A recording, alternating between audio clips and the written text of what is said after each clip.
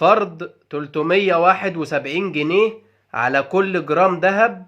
خلي بالك الموضوع ده مهم جدا جدا، فتعال نعرفك التفاصيل، بل كمان هنقولك في الحلقة ديت معلومات مهمة جدا، زي مثلا لو انت جاي من بره مصر ومعاك أجهزة، متاح ليك إعفاء لحد كام وقيمة الجهاز تبقى كام. طب لو انت جاي برضو من بره مصر ومعاك فلوس بالدولار أو باليورو أو أي عملة تانية، متاح ليك تخش بكام. طب لو معاك أكبر من اللي متاح تعمل إيه؟ ولو انت جوه مصر وحابب تسافر بره مصر، متاح ليك تخرج بكام برضو من الدولارات او اي عملة تانية. ولو برضو معاك مصري، متاح تخرج بكام مصري بره مصر. يلا بينا.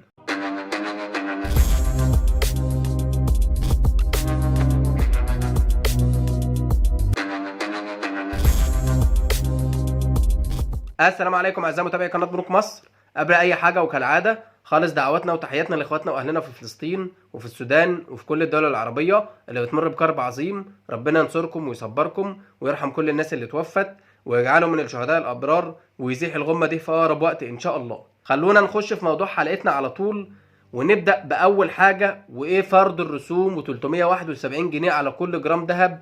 فين الكلام ده؟ الكلام ده يا جماعة على الناس اللي جاية من بره مصر ومعاها ذهب.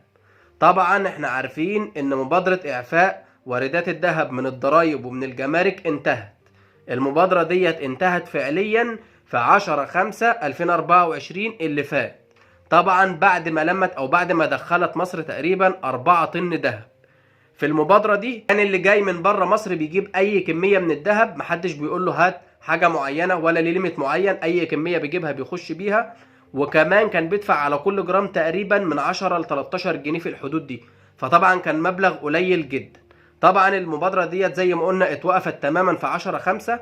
دلوقتي طبقا لمصادر من الجمارك بتقول ان هيتم فرض 371 جنيه على كل جرام ذهب هتخش بيه. طبعا ال 371 جنيه دول عبارة عن مصنعية وقيمة مضافة ودمغة وارد ومصاريف جمركية، فكل ده مع بعضه بيعمل تقريبا 371 جنيه. والكلام ده بنسبة 99% او يمكن 100% اكيد يا جماعة. فخلي بالك عشان الموضوع ده مهم جدا، عشان ما تجيبش كميات كبيرة وتتفاجئ ان انت هتدفع عليها مبالغ كبيرة في الجمارك. طبعا الكلام ده لو انت افصحت ان انت معاك ذهب مثلا او كمية معينة، فطبعا بيتكشف عليه وبتدفع المبلغ اللي المفروض حضرتك تدفعه. طب حد تاني هيقول طب ما انا مش هفصح يا عم وهعدي بيهم بدل ما ادفع المبلغ الكبير ده. هقول لحضرتك ممكن تعمل كده، لكن هيبقى في اذى كبير على حضرتك لو اكتشف ان في حاجه معاك وما افصحتش عنها. ساعتها طبعا هيتعمل لحضرتك محضر جمركي او قضيه تهريب وقصه كبيره انت في غنى عنها ان انت تخش فيه. طيب نخش في الحاجه اللي بعد كده. لو انت حضرتك جاي من بره مصر، معاك مثلا تليفون، معاك لابتوب، معاك ذهب، معاك اي حاجه، متاح ليك اعفاء لحد كام؟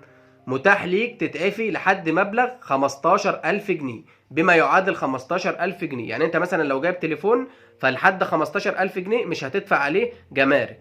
اكتر من 15000 جنيه هتبتدي بقى تتحاسب على التعريفة الجمركية ساعتها على حسب الحاجة اللي انت جايبها.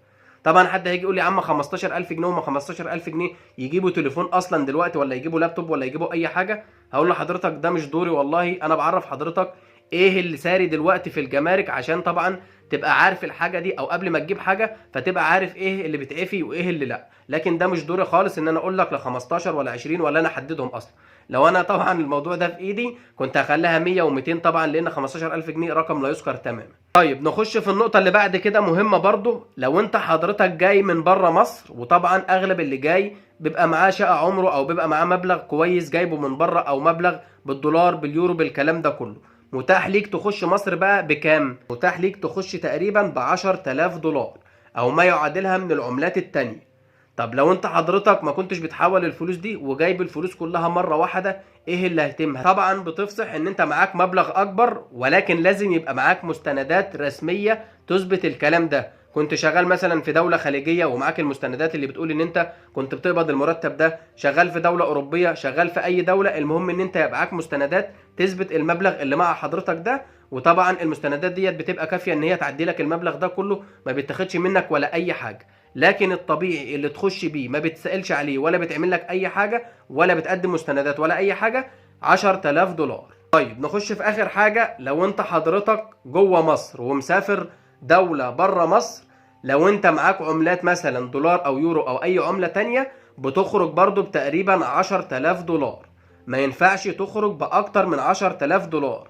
هل في اعفاء على كده وتقدم مستندات؟ النقطة ديت مش موضحة من خلال المصادر الجمركية، كانت موضحة لو انت جاي من بره مصر على اعتبار ان انت شغال بره وبتحوش والكلام ده كله، لكن وانت جوه مصر فكرة ان انت تبقى خارج باكتر من 10,000 دولار دي مش طبيعية شوية. وبرضو زي ما قلنا المصادر ما افصحتش لو انت معاك اكتر من 10,000 دولار هل هينفع تعدي بيهم بمستندات ولا لا. لكن اللي معفي لحد الان او اللي متاح تعدي بيه لو انت جوه مصر ومسافر 10,000 دولار.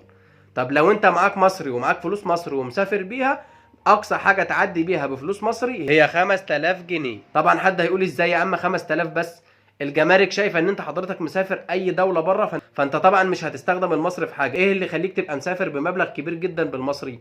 فهم محددينها 5000 مصري تقدر تعدي بيهم لو انت خارج بره مصر. طبعا يا جماعه المعلومات ديت كلها اجتهاد مننا مش اكتر، حاولنا نوصل لمصدر في الجمارك يعرفنا الحاجات دي، لكن طبعا مش مؤكده 100%، احنا بنقول بنسبه 99% او 100% ان شاء الله. لكن ده ما يمنعش حضرتك برضو ان انت لو في طريقه تسال عن الحاجات دي من خلال الجمارك، او لو انت جاي برضو تتاكد من الكلام ده مفيش مشكله. ولو في حد من المتابعين كان مسافر قريب سواء داخل او خارج مصر وحصل معاه اي حاجه من الحاجات دي، ممكن برضو يوضح لنا في التعليقات ايه اللي تم معاه، عشان برضو اغلب الناس اللي هتسافر والمتابعين ممكن يشوفوا التعليق بتاعه برضو يستفادوا وتبقى المعلومه مؤكده مننا ولا لا.